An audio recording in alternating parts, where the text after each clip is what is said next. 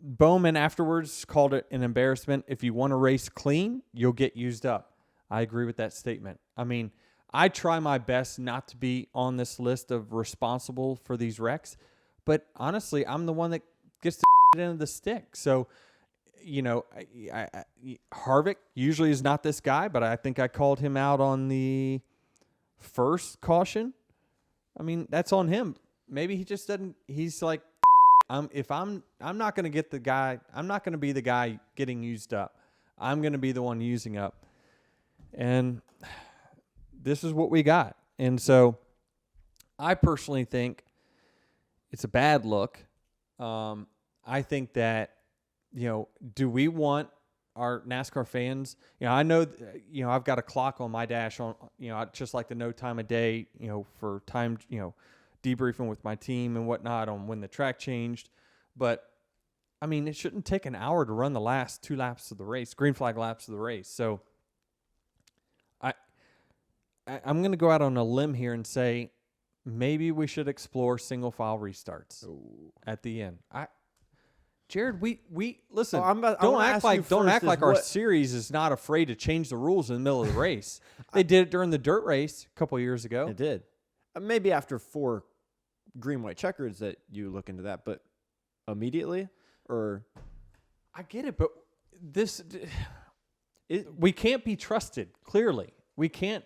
We can't be trusted. I mean, Kimi Räikkönen at the airport says it's stupid. We bump our cars. It's ridiculous. Like, that's what he said. So he's like, it's not good. Jordan Taylor, I watched him. That guy hit everything but the lottery. Every car he got around, he was laying into him. Now, I didn't see what happened early in the race. Maybe he got used up and was like, oh, fine, this is how y'all do this.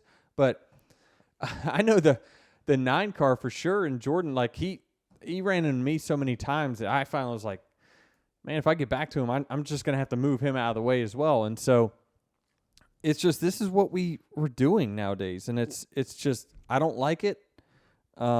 We thought that it was just an Indy road course problem. It's not. It's wherever we have a restart zone that is close, an extended distance from turn 1 where you're coming into a stop.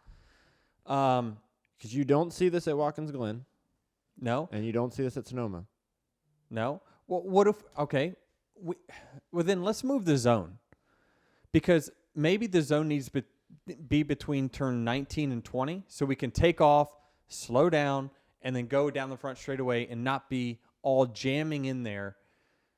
That's why I think single file might be the best resort. Now, I know it's just, what does NASCAR want, right? If they're happy, then they're going to keep this. But I just think that there's something we need to do for the road courses on these restarts because, more than likely, if you're listening to this, your driver probably got spun or wrecked at the end of that race, and you're probably tired of it as well. So I just think taking an hour to run to the last few laps is just ridiculous. And how can we avoid it? You have to help the drivers help themselves, and that's spreading us out a little bit. So did the drivers have an individual responsibility to? Yes, we all do. We all have a responsibility to have respect for each other, but we don't. We just don't. And there's just a few. That's why I called them out as I saw it this weekend, because they don't get enough attention. Did we hear about any of these guys that were responsible for these cautions? No. All we hear on TV is that, it was a stack up and this guy got the shit in. Like, normally when it's someone making contact 1 versus 1 and it's the middle of a green flag run, the person has the embarrassment of seeing it on TV in the field and everyone watching saying, oh, that guy's at fault. When we all get stacked up here, they don't get credit for the wreck. So I'm trying to give the people that I believe deserves credit for the wreck here on the show today. So, and there'll be points where I'm probably going to be responsible down the road because clearly you cannot be clean, like Alex Bowman says. Just can't get away from it. For what it's worth, Chastain gets spun on that first caution, goes back to, I don't know, the last car on the lead lap. By the end of this race, he's back into the top 5 by doing that exact same aggressive move. So I know. For what it's worth, it worked. They get rewarded for it. So I don't know. I just think that at what point does NASCAR make changes? They either can make changes by telling these guys that was unavoidable and you're responsible and you're going to the back. That would stop it.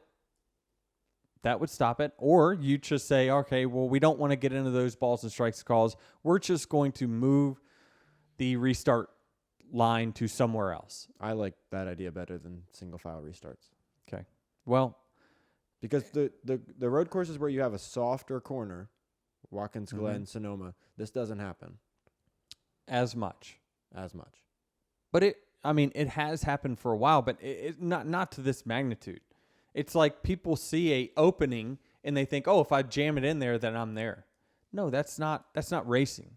You are playing bumper cars.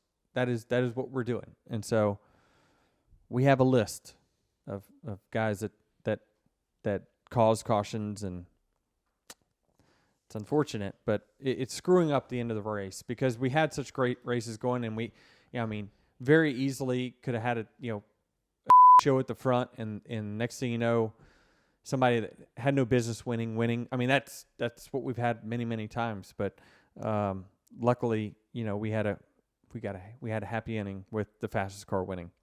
Besides these new guys, Jordan Taylor, getting into everybody and whatnot, how was it racing with them? I mean, it was cool. I thought that Jenson Button was probably the cleanest of all of them.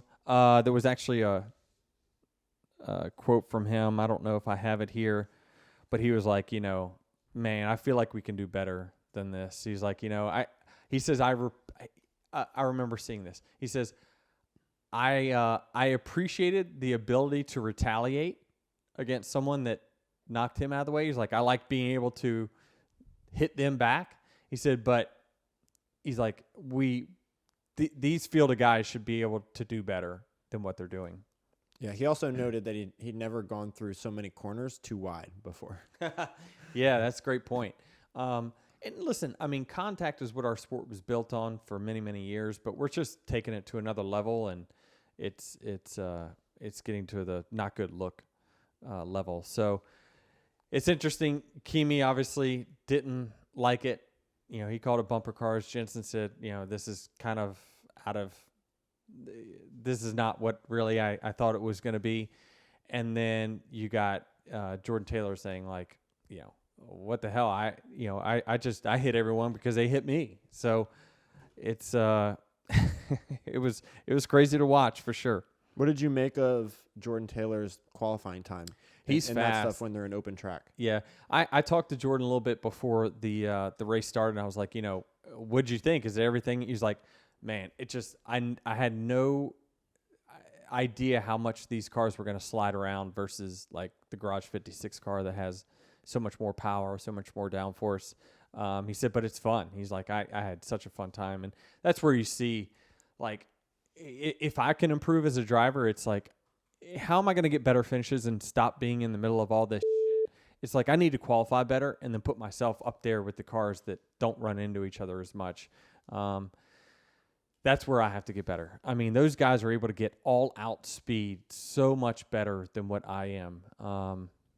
Man, it's crazy that they can get in a machine that they have not been in before and just go qualify in the top 10. That's just crazy. Were you exhausted after the race? There was a lot of guys getting out of the car, sitting on the ground immediately. Reddick, there was a video of his celebration. He was sitting on the ground. Yeah, I got out of the car and I went in and talked to my team, and everybody I had got out of the car in front of me was all laying on the ground and just sweating and exhausted. And I was just like, I honestly felt as good after that race as I felt in any race that I've had. It was the first race that I ran a cool shirt. I don't usually run cool shirts, but my crew chief is adamant that he wants me, if it's over 80, 85 degrees, he wants me wearing it. So I was pretty fresh. I felt good. Shoulder actually felt pretty good after the race. So, I don't know what it is. I think just these cars gas guys harder than others. Is it taking more out of you? All the restarts at the end, left, right, and just doing that over and over again while running in the back? Yeah, I mean, certainly with all the shifting, Again, we're running into each other, so maybe there's more CO coming in the car, but again, I felt fine, but maybe I'm just not driving hard enough.